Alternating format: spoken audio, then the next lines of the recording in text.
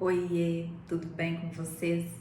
Hoje nós vamos falar um pouco sobre o transtorno de déficit de atenção e hiperatividade na criança e também na adolescência. E aí, gente, vamos falar um pouquinho de três tópicos, que é o TDAH, os três tipos de TDAH e como é feito o tratamento do TDAH. Então, o TDAH é um transtorno neurobiológico e de causas genéticas que aparece na infância e na adolescência. Quando a pessoa não tem o acompanhamento adequado, tanto médico quanto com psicólogo, o TDAH persiste na vida adulta. Então, quais seriam os três tipos de TDAH? Se você que é psicólogo ou estudante de psicologia tiver interesse em acompanhar, nós temos aí o manual, que é o DSM-5, tá? Tá na página 59, já foi atualizado, já está disponível no Brasil, na versão em português. Então, o DSM-5-TR, então se você não tem, o meu já tá chegando aí, pelos correios. Mas enquanto ele não chega, dá pra gente trabalhar muito bem com o DSM-5. Quais seriam esses três tipos de TDAH? Então vamos lá, eu fiz algumas anotações e eu gostaria de compartilhar aqui com vocês. Nós temos o TDAH, que é o impulsivo e impulsividade e hiperatividade. O que seria isso? Pensa numa criança que fica o tempo todo agitada. Ela na sala de aula, ela corta o professor, ela corta os coleguinhas, ela não tem tolerância a esperar o tempo dela, né? Ela vai cortando as falas, vai interrompendo, não consegue ficar sentado o tempo todo, fica em pé, corre na sala. Então é uma criança bem agitada, né? Tem muita irritabilidade, muitas frustrações. O segundo tipo seria o tipo desatento. Então é aquela criança que ela não presta muita atenção na sala de aula, ela perde as coisas, não presta atenção aos detalhes, não tem muita organização nem no material escolar, né, nem na forma de escrever ali, ela vai se perdendo quando o professor tá ensinando uma nova matéria. Desorganização na questão da rotina de casa, na organização dos seus brinquedos, organização do seu quarto, né? Esse é do tipo desatento. E tem o tipo misto. O que seria o tipo misto? O tipo misto seria a mistura do TDAH com hiperatividade, impulsividade com desatento.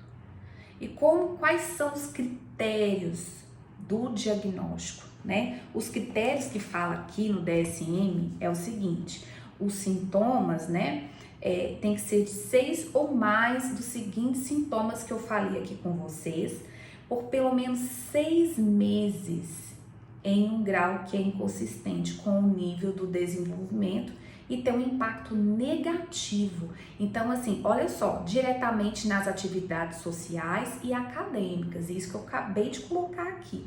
Então, são esses sintomas, eles têm que ser persistentes durante pelo menos 6 meses na vida dessa criança ou do adolescente e eles estejam trazendo prejuízos para ela, né? Então, quando a gente fala em transtorno, eu já escutei tantas pessoas falarem assim: o TDAH é um transtorno de modinha, é só para vender remédio. Não é, traz muito prejuízo.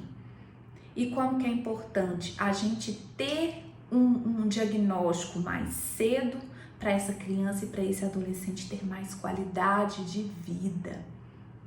E aí chega num ponto porque a gente vai conversar um pouquinho de como que é feito o tratamento, né? O tratamento TDAH, ele não é feito só com médico ou só com psicólogo, não, tá? Assim que se fecha o diagnóstico, o médico vai avaliar a importância, né, ou não, de se começar um tratamento medicamentoso, tá? Então, somente o médico que vai poder fazer essa observação e ver se vai ser necessário ou não.